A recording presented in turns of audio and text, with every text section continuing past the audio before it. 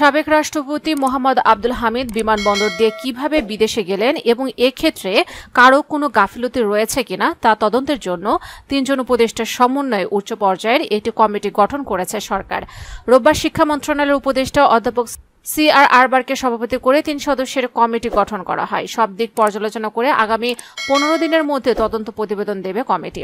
কমিটির অন্য ২ সদস্য হলেন পরিবেশ, বন ও জলবায়ু পরিবর্তন মন্ত্রণালয় এবং পানি সম্পদ মন্ত্রণালয়ের উপদেষ্টা সৈয়দা রিজওয়ানা হাসান এবং নৌ পরিবহন মন্ত্রণালয় এবং শ্রম ও কর্মসংস্থান মন্ত্রণালয়ের উপদেষ্টা ব্রিগেডিয়ার জেনারেল অবসরপ্রাপ্ত ডক্টর এম শাখাওয়াত হোসেন।